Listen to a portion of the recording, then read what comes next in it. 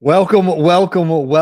Today on the program, we are going to debrief the Equip Expo, my week in Louisville, Kentucky. This is part two. And ever since I got back from Equip Expo, I've been working nonstop here. So I wanted to get more debriefing done immediately after our wonderful week in Louisville. But here we are. Got me a hot cup of coffee.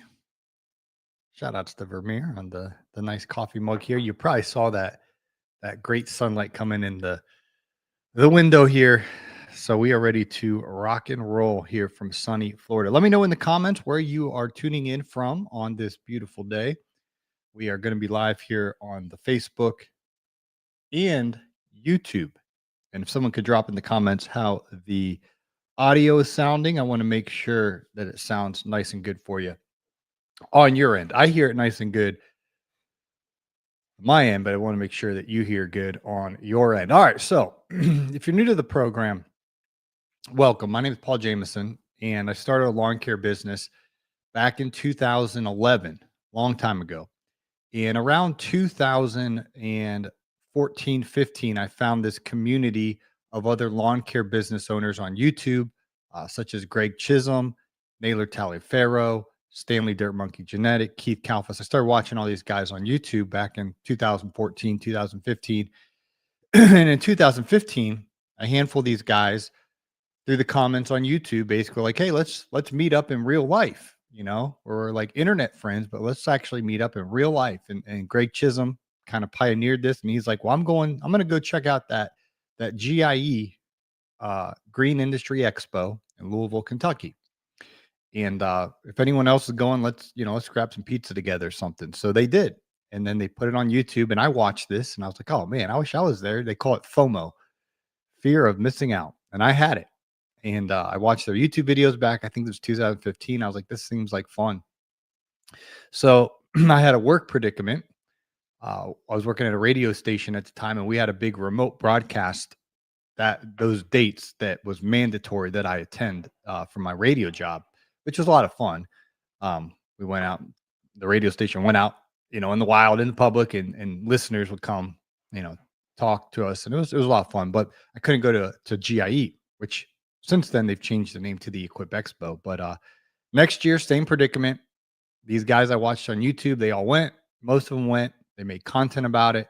Seemed like they had an awesome time, and they were becoming friends now in real life. So I could see we're all like commenting on each other's videos back in 2015 and 16 on YouTube, because we all had lawn businesses. But now guys are meeting up in real life, and actually you can see they're forming friendships. So I was like, I have to get to this GIE, which again is now called the Equip Expo. And so in 2017, I told my boss at the radio station a year in advance. I said, hey, next year in October, I can't go to the remote thing. I have to be in Louisville, Kentucky for this trade show with a bunch of my lawn care friends. So I went for the first time in 2017, and it was awesome. I met John Pajak in person, Naylor Taliaferro, and a bunch of my friends for the first time in person in 2017. And then I've been returning to the trade show every year since then.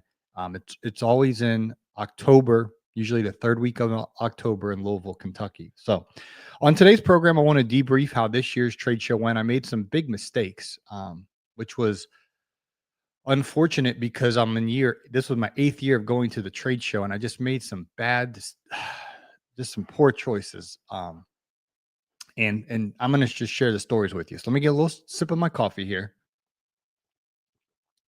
Get a little caffeine for your entertaining purposes. Nice little sip of agua there. Agua, that's a Spanish word for water. For those of you who don't speak Spanish, I speak of un poquito, a little bit. All right. Gracias, mi amigo. All right. So mistake number one. And I went this year for the whole week because my friend Naylor hosted a wonderful event called LCR Summit on Monday. It was on Monday and Tuesday ahead of the show in Louisville. And he asked me to come and speak on how to get customers through social media, which I was very thankful that he asked me to speak on that topic, because that's my wheelhouse. I really enjoy social media. and using it for good. So, the mistake I made was when I booked my flight, I booked an evening flight.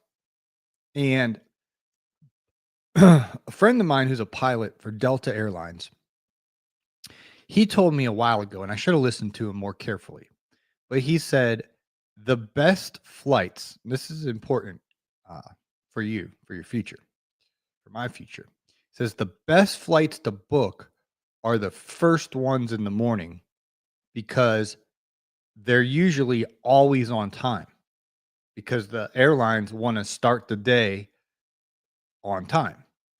The issue that typically delays a flight would be weather related, and most weather occurrences are usually in the afternoons. So if you ever look at like the radar on an afternoon and there's a bunch of storms maybe in Tennessee and West Virginia and Georgia and North Carolina and that part of the country, there's a big storm moving through.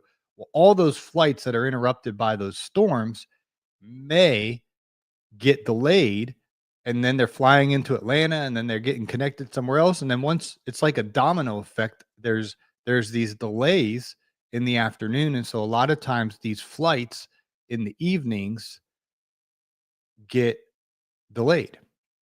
Well, I have this big week in Louisville planned, and I should have booked my flight on Sunday in the morning, but I didn't. So Sunday comes around. I got my suitcases all packed. I'm got a good attitude. I'm all fired up, and I go over to the Atlanta. Pardon me. I go over to the Tampa airport. Greg Skippy Fields. Good morning. He says hello on the Facebook. I believe Greg was at the LCR Summit. Sat right in front of me. If that's the same Greg, I can't see from the picture there. Well, I can see your picture, but I don't have my glasses on. There is my friend Greg sat in front of me at the LCR Summit. Well, anyway, on Sunday, I go to the Tampa airport. I go through security. I have pre-TSA and I have clear because I do not like those lines at the airport. So, yeah, okay, Greg. I thought it was you. Greg sat in front of me at the LCR Summit. I'm just going to get to the LCR Summit in here in a minute, but I got to share the story of how I got to the LCR Summit, which was a fiasco. So I get to the Tampa airport. I go through the pre-TSA check, which the line was more quick. And I get there and I made a couple phone calls to my parents just to say, hey, I'm about to get on the flight. Have a great week, yada, yada, yada. I got to go because the flight's boarding in 5 minutes. Well, little did I know it wasn't going to board in 5 minutes. It was scheduled to board in 5 minutes at like 8:10 p.m. Well, they don't start boarding. I'm like, what's going on here? And so after a while, the guy who worked at the I think it was Delta. Yeah, Delta Airlines. The guy gets on the little loudspeaker thing and he's like, "Hey guys, I'm so sorry to inform you. The flight's going to be delayed a while. We have a crew who's going to be your flight attendants, but they're not even in Tampa yet. So we got to wait for their airplane to land here. Then they have to deplane their passengers, finish that task assignment. Then they'll come to the gate and then they'll board you guys, which is good news. There you try to spin it. Good news that right now the cleaning crew is getting your plane nice and clean, so it's gonna be nice and clean for you when you get on. But we don't know when we're getting on. Now I got to go from Tampa to Atlanta, and then get a flight from Atlanta to Louisville, which was scheduled to land at like midnight. So after a delay in Tampa, you can see the crew, like the flight attendants, like running through the airport. They get on the plane, and then the guy's like, "Okay, we can start boarding now. Let's all go as fast as we can because we're going to get to Atlanta really late, and a lot of you have connecting flights." And it basically was like, "You're screwed." They tried to say it all nice, but they're like, "We're going to send you off to Atlanta, but what happens when you get to Atlanta? Just go see the Delta agents, and they'll take care of you." So I'm thinking, all right, well, at least I'll be halfway to Louisville because I'll be from Tampa to Atlanta, and then we'll reconvene in Atlanta and figure out what to do because I was scheduled to speak at Naylor's event Monday morning. Well, long story short, we get to Atlanta, and I don't know if this was good news or bad news, but my flight in Atlanta is now delayed. So I go to the gate and it shows delayed. Expected new time is 12:32 a.m., which is the next day now. So I usually go to bed at 9 p.m. Eastern time or earlier. Sometimes I'll go to bed like 8:30, especially now that it gets the daylight savings time or not savings time. I don't know how you want to word it, but it gets darker earlier now. So I'm in Atlanta. It says 12:32 a.m. The plane's going. I'm like, how am I going to stay awake till 12:32? So I just kept walking in the terminal, just like back and forth, just to try to stay awake. And a little after midnight, they board the plane. I get on, and we fly to Louisville, and we don't get there till about 2 a.m. Now, for somebody who goes to bed at 9 p.m. every night, 2 a.m. is um, late, and I still got to go get my rental car and then drive to the hotel from the airport. So thankfully, I got great friends. John Pajak, he's staying up. He's like, hey, if you need a ride, I'm waiting up for you. I'll get you a ride to the airport. I was like, thanks, Pajak. And then Naylor's like, hey, if you need a ride, I'll come pick you up. This is again, I'm not getting to the airport till 2 in the morning.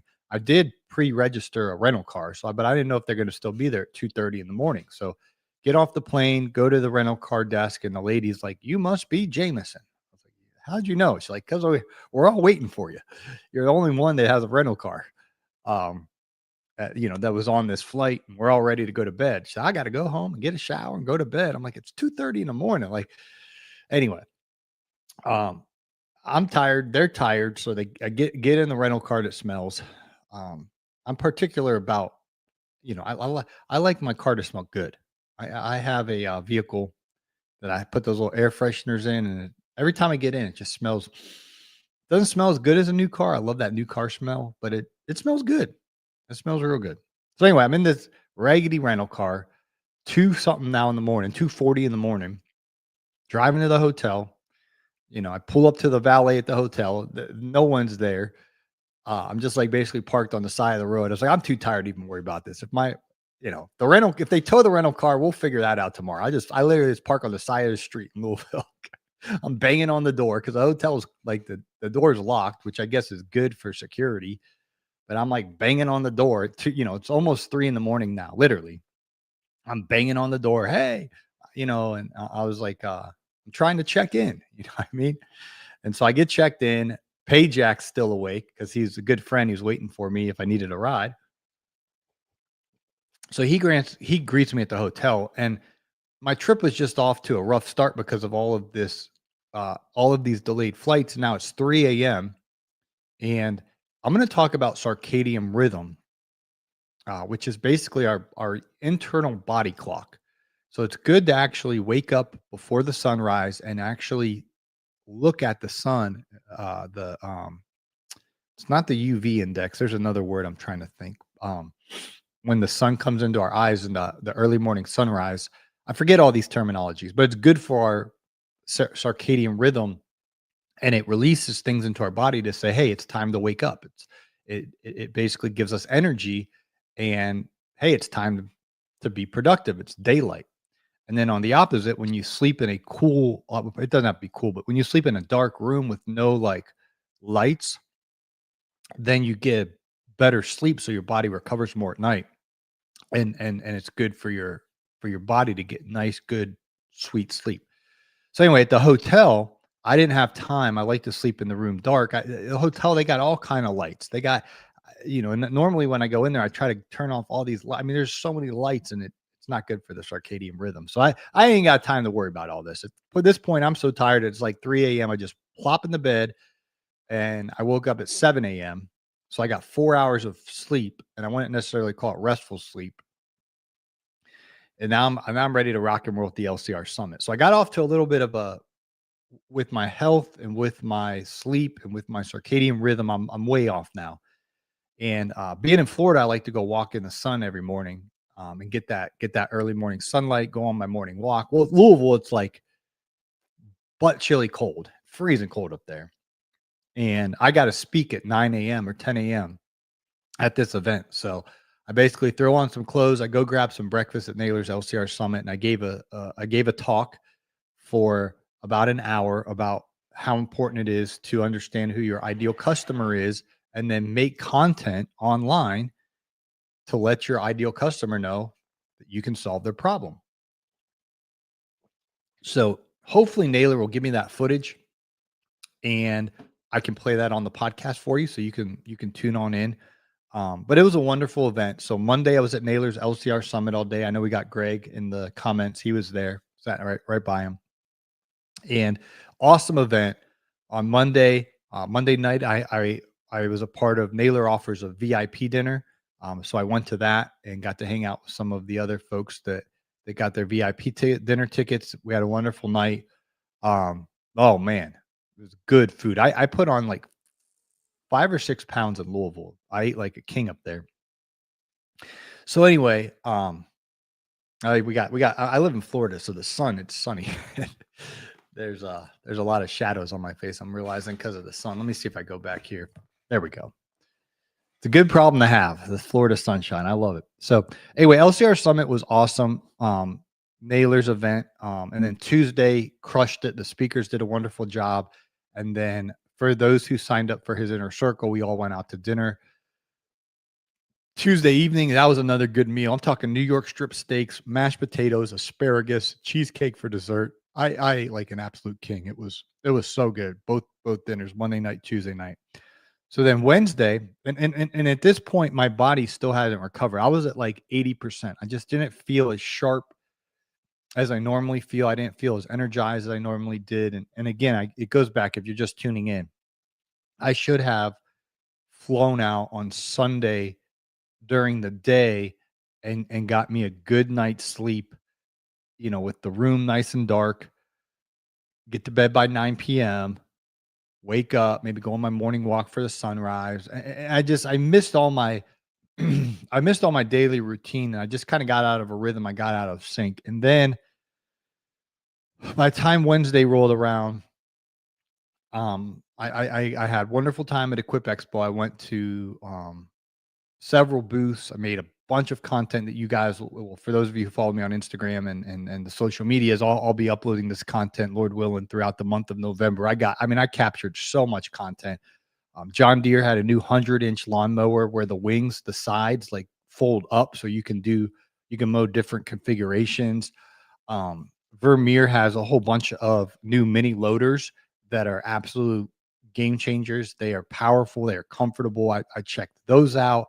I checked out everything going on at Crest Commercial with all of their, it's crazy. This Voyager lawnmower they have, it's a robot. It'll get off your trailer, go mow your customer's lawn. You just map it out where you want it to mow, and it'll go back on your trailer, and then you can drive it to the next property. So up until this point, the robotic mowers were more stationary, where the mower stayed, let's say it mowed a soccer field. The mower would just mow that one soccer field only, basically. So you basically have to get one robot mower for one property. This new Voyager from Crest, it's 40-inch lawnmower. It basically is like a mowing crew because you take it with you to each yard, and then you just program it. When you get to this customer's house, here's where you mow. So you're basically, instead of having a human being labor on the mower, the Voyager would just mow it for you. So that's out by Crest. Well, it's not out. It'll be out in March of 2026, but that was out at Equip for people to see. And more than likely 2, 3, 4, 5 years from now, this is just going to be common for mowing crews to be using mowers like the Voyager, or the Voyager specifically. And you have that machine, so you're not reliant on, does my worker actually show up sober in the morning. You're going to have this reliable piece of equipment that will do the mowing for you. So that's a whole nother conversation for a whole nother day. But that Voyager lawnmower from Crest, I literally went on it. So you can manually sit on it like a traditional zero turn radius lawnmower. And I did that. I made a video. I'm going to have several videos coming out again in the next several weeks. I just got to kind of get them edited and uploaded. but I got all the really good footage of this stuff. So I was on the mower and just kind of having some fun with that. And went to the Relco booth, talked with our friends there because a lot of people are confused. Kohler engines, what's going on? They're actually now Relco. So I interviewed the president there to kind of break all of that down. We had the morning show on Thursday, which was incredible. This was where we do a live podcast. Mike Garvey was great. My original guest was Jeremy Talboy, and thankfully for him, he had a multi-million dollar potential deal with a commercial client that he's been working on this for a very long time, and they had a meeting and he wanted to go be with his potential customer and hopefully close this about $2 million deal. And so I got to actually follow up with them and see how his meeting went. But he's like, hey, I can go to Equip, but I can only go on Wednesday because Thursday I got to meet with my customer and try to seal this big deal. And I was like, go get your $2 million. We're not paying you 2 million. So and they're probably paying you 2 million. So I was like, I would go get the 2 million, go get the commercial job. And he's got a big business. They do like $8 million a year in revenue. So $2 million is a lot. I mean, that's 15, 20%, 25% increase in his business if he got that contract. Well, anyway, so we're kind of at the last minute. Well, who am I going to interview? And thankfully, Mike Garvey, he's like, oh, I'll hop in there. So big shout outs to Trooper, first class Sergeant Mike Garvey. He crushed it. He's got two careers. He works for state police in New Jersey, and then he also runs a fertilization and weed control business with about 900 customers. And so he did such a wonderful job. We did live Q&A with the live studio audience. So the morning show is this podcast that we do every year at Equip Expo on the Thursday morning. Let me check this text out real quick. Okay, everything's all good. The morning show, we do a live podcast in room B103 on the Thursday morning of Equip Expo. And Naylor Taliaferro does some podcasting. Caleb does some podcasting. I do some podcasting. And we have guests, and then we have the audience do live question and answers. So they were asking all kind of questions to Mike, and he was just adding a lot of value of how he manages his marriage, his children, his 900 customers. Oh yeah, and his full-time job, which is a demanding job. So we should have that podcast out for you very soon. Equip Expo, I've been talking with them, and we got to edit a couple things out of it, and then we'll send it your way so you can listen to that.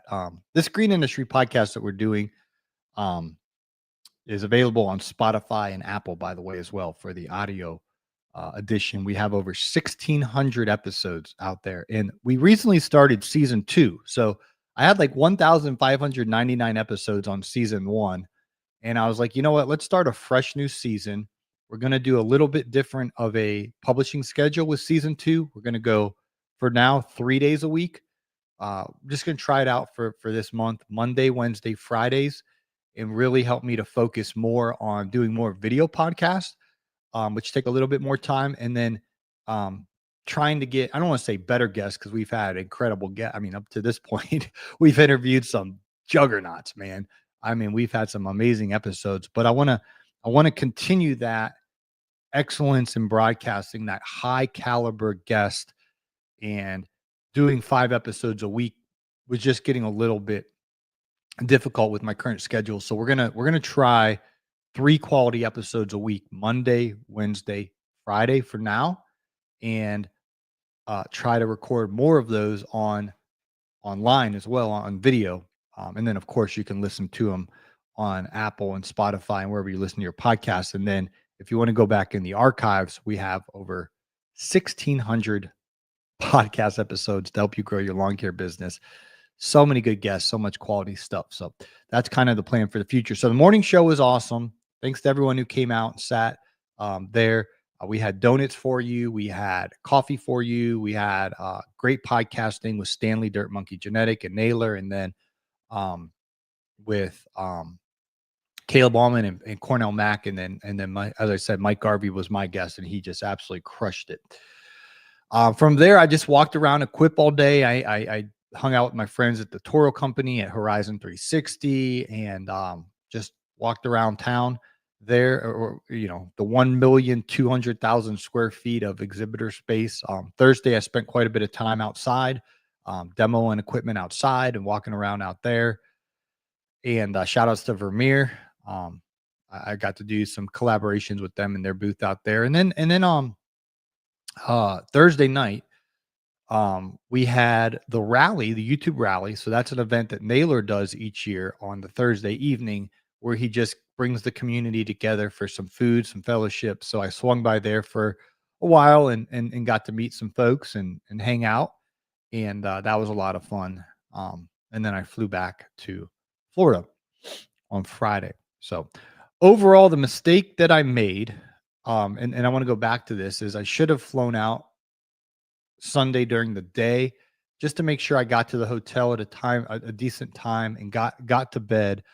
When we sleep in these rooms where you have a bunch of, well, first of all, if you're on your phone before you go to bed and like your phone's in your bedroom with you, that blue light, it's signaling to your brain that it's not time to sleep. So it's very dangerous to be on your phone before you go to bed. So it's good to have your phone away from you so that that light's not going into your eyes late at night.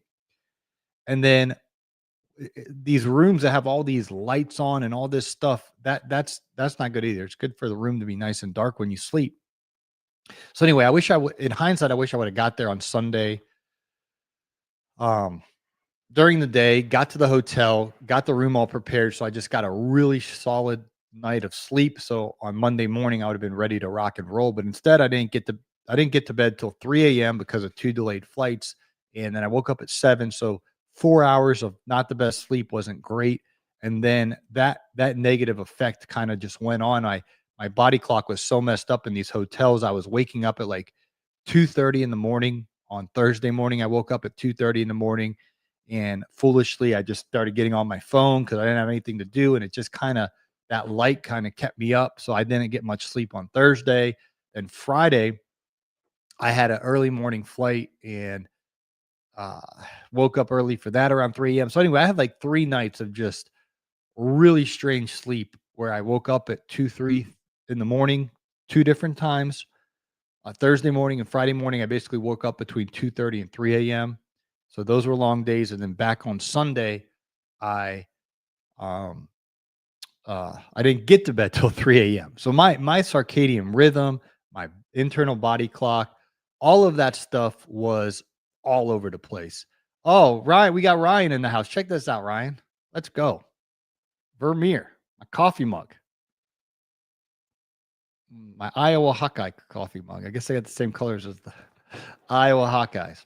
So yeah, the Vermeer booth was popping, man. Ryan, they had a college game day out there. And when they told me college game day, I didn't really know what to expect. It was literally like the real college game day. They had the desk set up, and then they had the field goal. And Ryan's enthusiasm out there is people were kicking the field goal. It was epic. So I went to kick the field goal, not to make an excuse, but they had a microphone on me, and I had all this. I wasn't in my athletic mode. I had no warm up. So I went to kick the field goal the first time and I missed it. But then I was like, okay, I can make it the second time. I'm gonna really get a nice step. Like, I've watched football, so I kind of see what the kickers do. And I was like, I'm gonna make it this time. And so my second kick, I stepped up to that thing, I kicked it, and it was kind of low, but it had enough carry, and it went right through the uprights. And then we did a big old touchdown celebration or field goal celebration. I was hyped, man. That was probably the highlight of my Equip Expo, as I made that field goal at the Vermeer booth. So that was absolutely epic. And then Vermeer, they made their big debut of the ML 100, the ML 150. They have these new mini loaders that are super powerful. And I tried out the torque at they actually had me out to Iowa a few weeks in advance, and they had a pile of all kind of branches and dirt and all kind of stuff. And I mean, they had buckets attached. So the torque on that thing, boom, you just pick up stuff. It was very powerful, very comfortable. So anyway, Vermeer definitely won the award of best outdoor booth. That place was absolutely popping. Um, and wonderful energy out there at the Vermeer booth. So, and then old Cornell Mack, I saw him out there, and he went 0 for 2, I think, on his field goal. So he's always running his mouth to how he's a superstar athlete, but he is under the pressure, under the bright lights, the big stage of the Vermeer College game day. I think he went 0 for 2 on his kicks. But that was a lot of fun. So big shout outs to Vermeer for inviting me to be a part of their college game day atmosphere, and congratulations to them on the new equipment there. I'll have a new video coming out, actually, the ML 100 here soon. So I recorded a bunch of footage for that. So wonderful time at Equip. But my takeaways for next year is I have to take better care of my health and my body when I go to these trade shows, because I can't just willy-nilly fly in there late at night, stay up till 3 a.m. And I was just feeling it all week. So Lord willing, next year will be my 9th year attending Equip Expo, and I just got to do a better job of planning and scheduling and getting to town, getting good night rest and everything. But other than that, it was just an absolute wonderful time. A lot of great connections were made, and Mr. Producer went with me again this year. He had a great time. So thanks to everyone who encouraged him. He had a wonderful time. So he's been really enjoying going to the Equip Expos as well. Well, I got a tea time. It's a beautiful day down here in Florida. 70, mid 70s today. It's sunny. So I'm fixing to go out and play some golf with my friends, and I got to go get a shower and get ready for that. And I will catch you guys on the next episode. Thanks for watching. Have a great day, and we'll catch you on the next one. Peace.